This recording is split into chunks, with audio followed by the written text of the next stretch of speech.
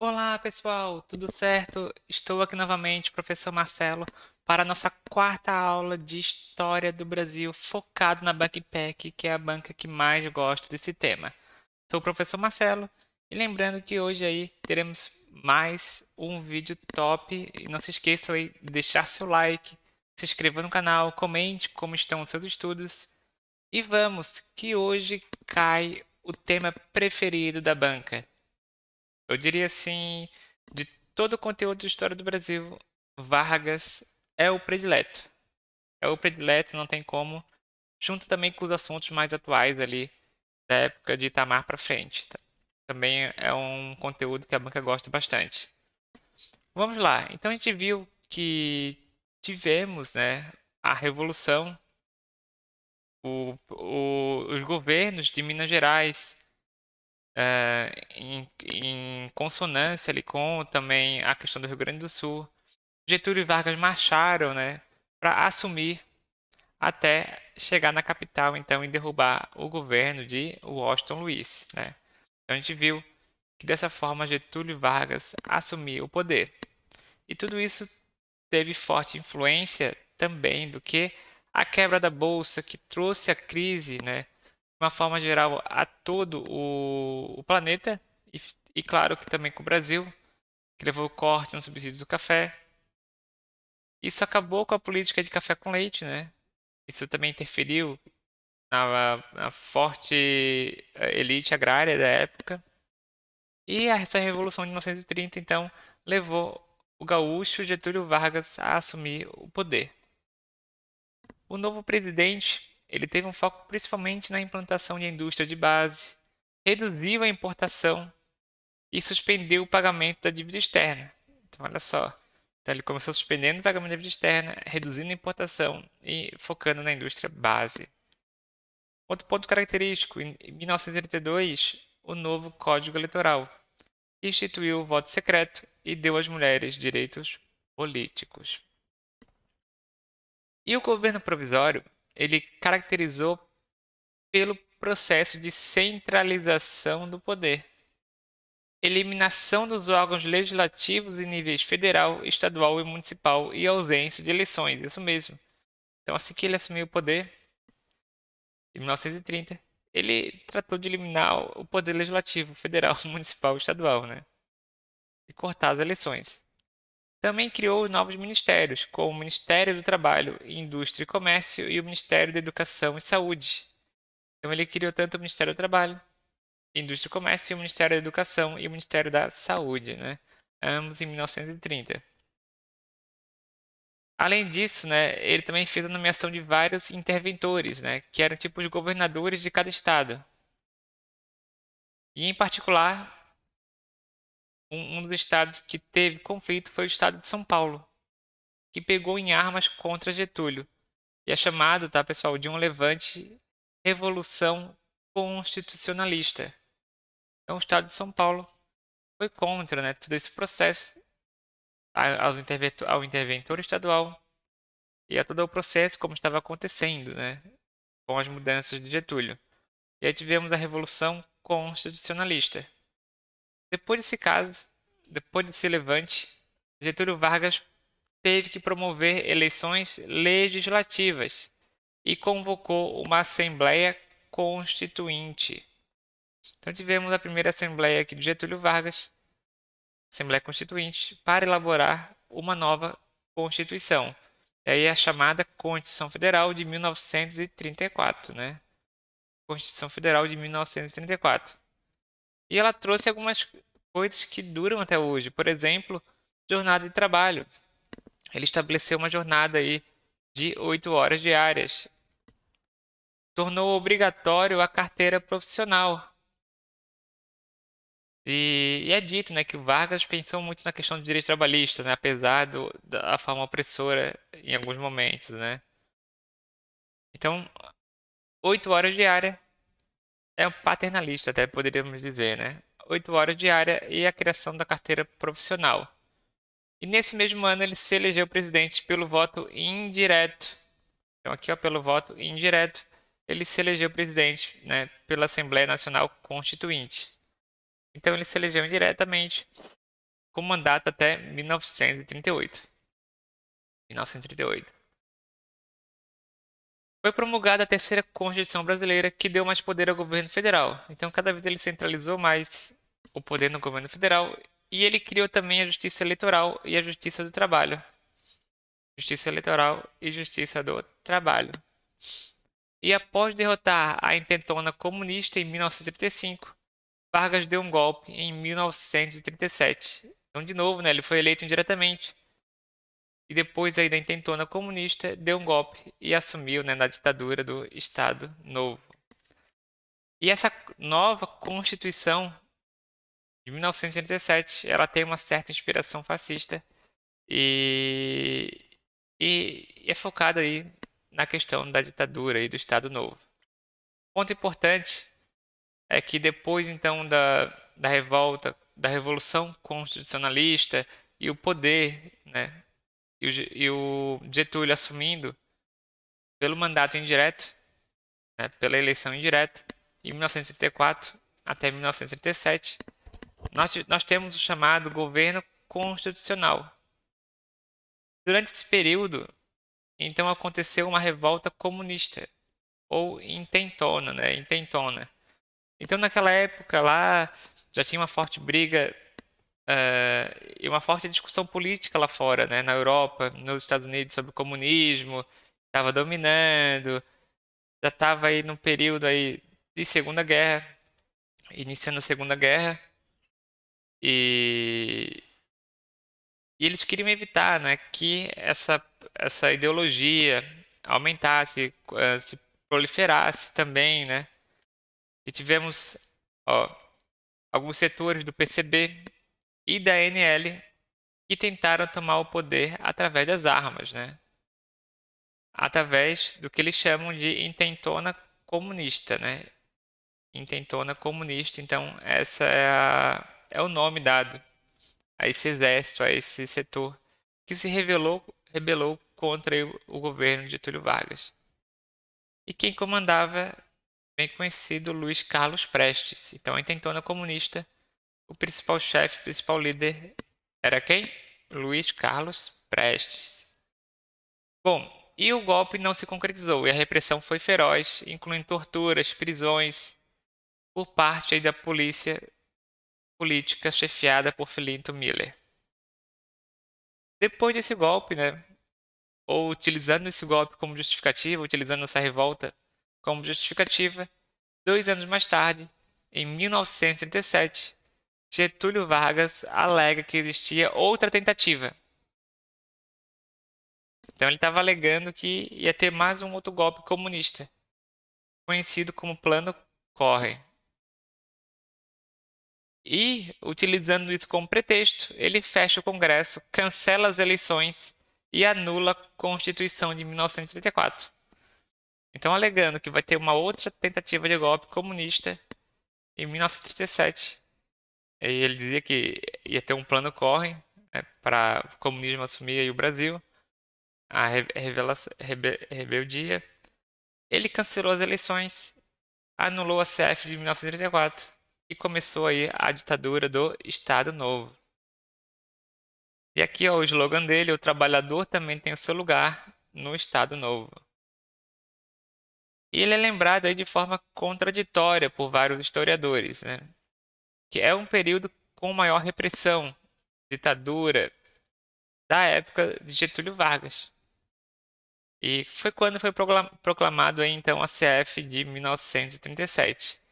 Nessa época, tivemos aí a criação de vários direitos trabalhistas, tá? Vários direitos trabalhistas foram criados durante esse período, até uma característica populista aqui do Getúlio Vargas, tá? Então, o Estado Novo, ele também, olha só, impôs censura aos meios de comunicação. Não poderia ser nada divulgado sem passar aí pela análise, né, pelo filtro aí do governo. A nova Constituição Federal, então, de 1937, ela também extinguiu os partidos políticos, instituiu o regime corporativo e acabou com a independência entre os três poderes. Ela foi inspirada numa Constituição polonesa e por isso que o apelido dela é chamada de polaca. Constituição polaca, lembrem da Constituição Federal de 1937, então, a Constituição polaca. Extinguiu os partidos, acabou com a independência entre os poderes, alguns pontos característicos, né, dessa legislação. Em 1938, indignados aí com o rumo centralista que tomava o governo, a Ação Integralista Brasileira planeja um golpe. Liderada por Plínio Salgado e Gustavo Barroso, os integralistas tentam tomar o poder, mas são derrotados e seus participantes são presos ou exilados. Então, os integralistas tentaram tomar o poder em 1938, liderado por Plínio e Gustavo Barroso. E no plano econômico, a era Vargas se caracteriza pela nacionalização, né? Bem como levar a cabo a política trabalhista, com a CLT, né? Com a concepção e foco na CLT, então, né? A CLT basicamente escrita aí durante o período de Getúlio Vargas. Olha só algumas questões, só para a gente ver como é cobrado. Assinale a alternativa que preenche corretamente a lacuna no texto a seguir. Alegando ameaças de um pretenso plano comunista no Brasil, chamado Plano Corren, em 1937, Getúlio Vargas fechou o Congresso Nacional, marco que estabeleceu o início do período do Estado Novo, que se estendeu até o ano de 1945. Foi um período ditatorial em que entrou em vigência uma nova Constituição, que estabeleceu, entre outras coisas, a dissolução dos partidos políticos. Com o fim da Segunda Guerra Mundial e a vitória dos países democráticos, havia uma pressão de redemocratização da política brasileira.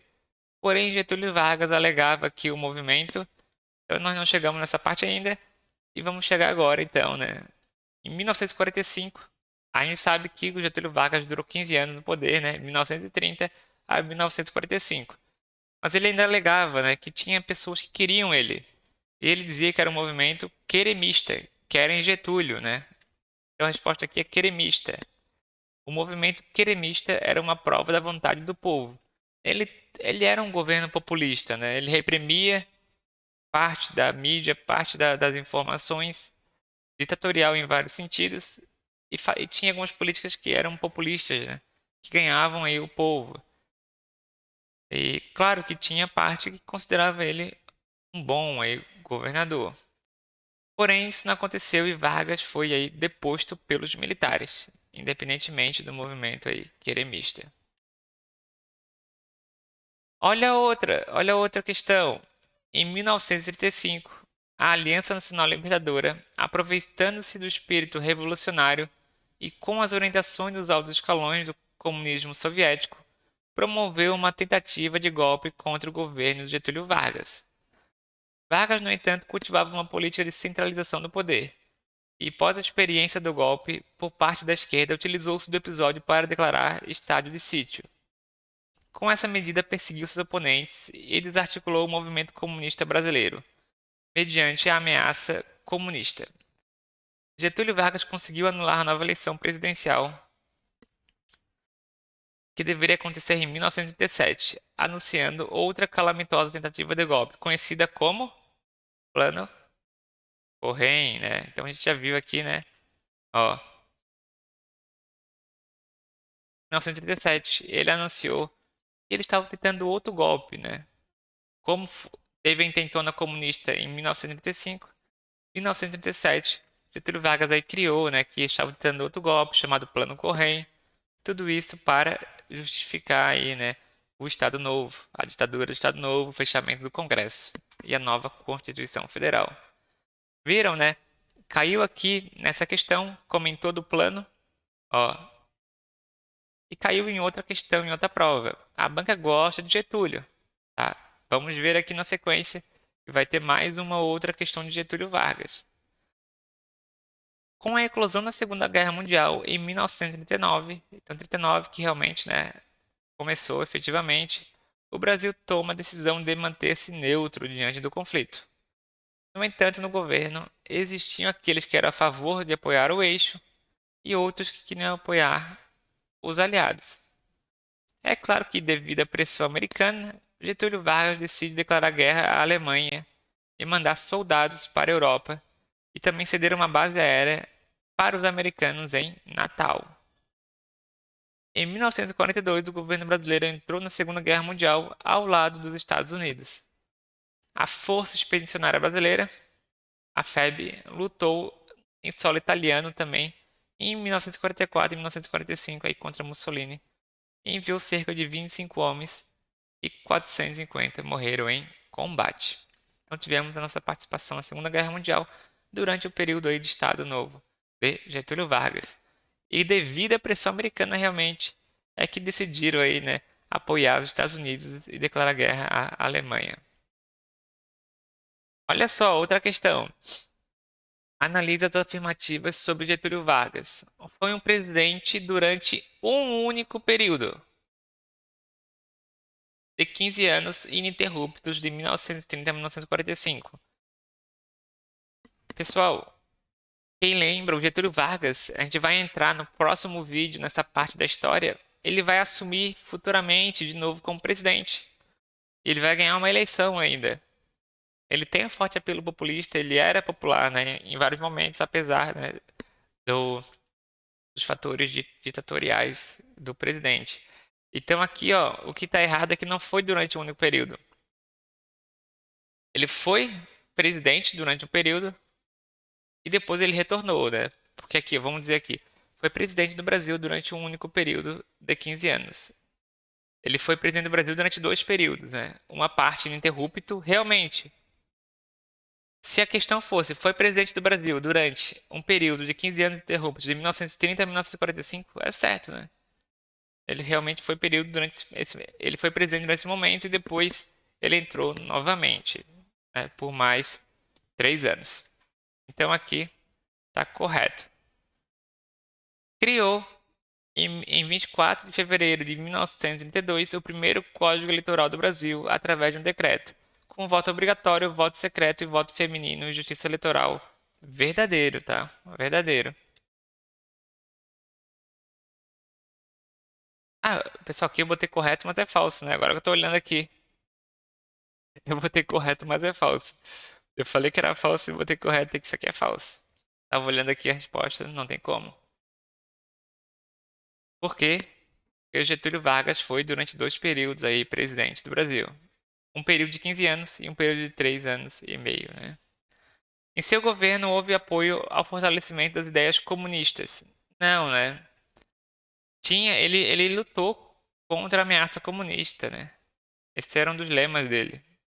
Então, somente a 2 está correta, tá? Somente a alternativa 2 está correta. Apesar que a gente poderia analisar, né, que ele tem vários aspectos populistas, mas também isso aí era uma tendência aí de muita, vamos dizer assim, na época, né? Até de, por exemplo, da Alemanha, da Itália, né? Desses tipos de políticas populistas, né? Esse tipo de políticas populistas.